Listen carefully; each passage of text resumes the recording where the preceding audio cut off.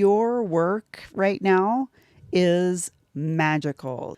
Wow, this reading is incredible, and I'm so excited for you guys. You are continuing to be magical human beings, right in line with the December reading I did for you guys, in which you were unicorns. So if you haven't seen that, check that out. Basically, your work right now is magical. You are this Eight of Pentacles. And in this card specifically, Eight of Pentacles is always about work. We see a young woman dressed in red illustrating this fox off of the page of the artwork. And there's magic literally in her touch. So what I'm getting is everything. You guys have the magic touch this month. The first of every month kind of sets the tone for the whole month. So you have the magic touch today, but also the entire month, as we saw in the monthly reading. And I am getting that you guys could be some kind of creator, some kind of artist, musical artist, whatever. You don't have to be. It just could be that your work is like kind of an art form at the moment. You have this incredible ability to literally bring your projects to life. And the result of this, clarifying that, is extraordinary success. The Chariot and the Emperor card came out together, and that is a powerful, powerful combination. The Chariot is about success, forward motion.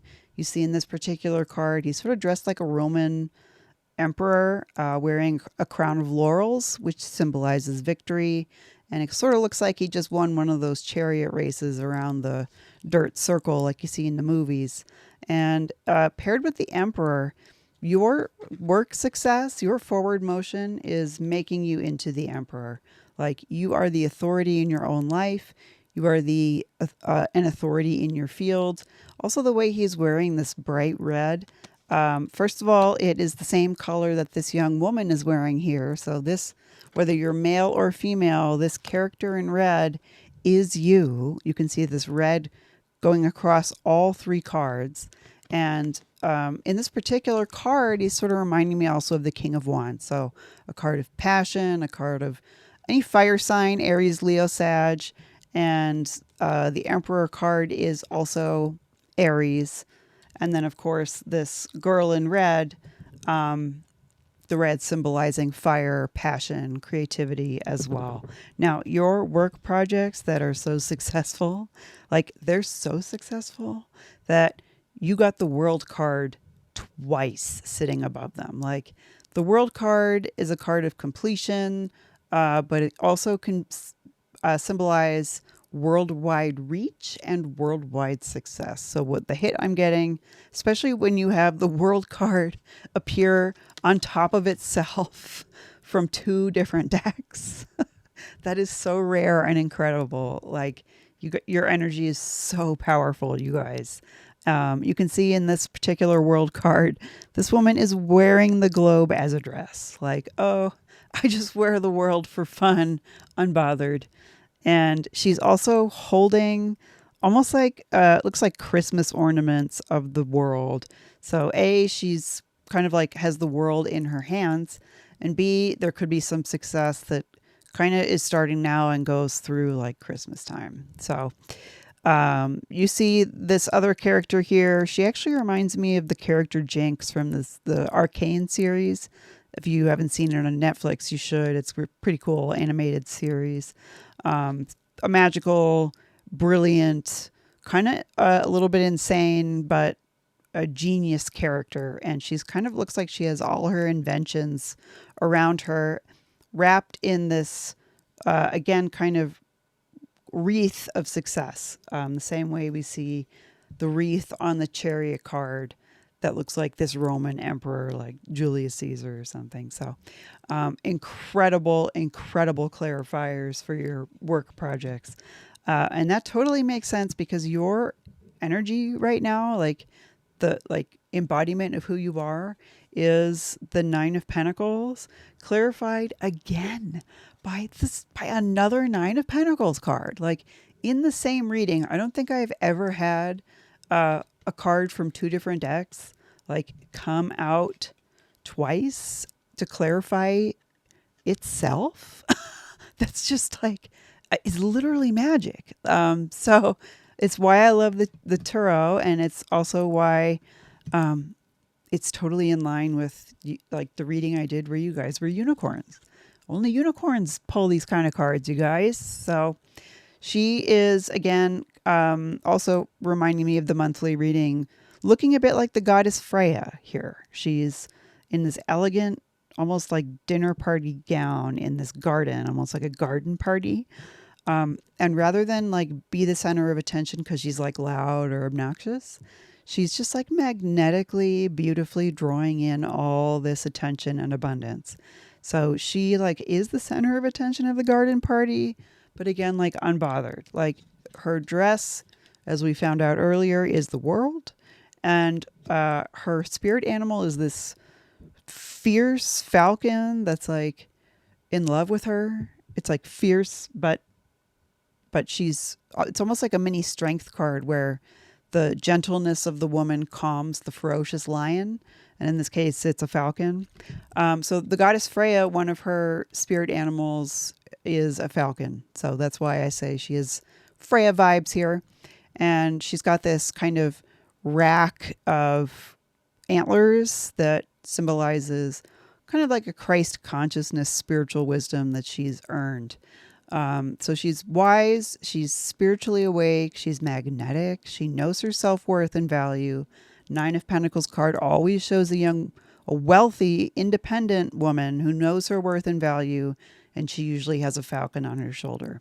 All this wealth and abundance, both spiritual and physical, was just like magnetically attracted to her at the garden party.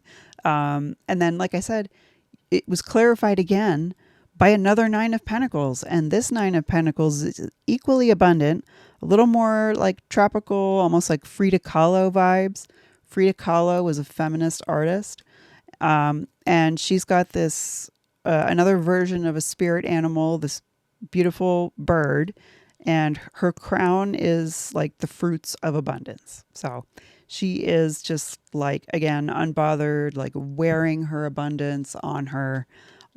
Sitting pretty, sitting independent in her own life. And like, that is the place you're working from. That is why you're able to magically create this type of success that is launching you onto the world stage where you are totally unbothered by it. Just stunning cards here.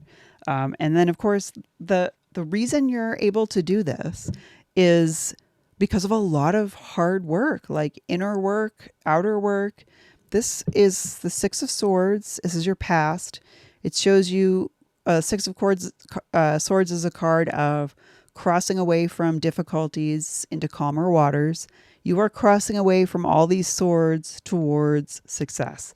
And you did it in this newspaper boat, which you like made yourself and like magically made it so that it could sail across the ocean. And it worked. And you're holding the moon. You are her dress is literally the cosmos. Kind of reminds me of the fox whose fur was the cosmos in last week's daily readings. You are a cosmic fox.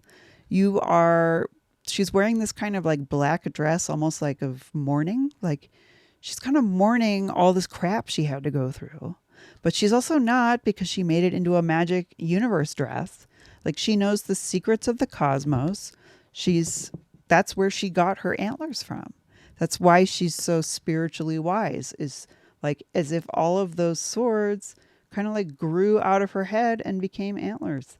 All of these flowers is the flowering of all of the trials and tribulations you went through, the spiritual flowering of wisdom that like then flowered and became these pentacles.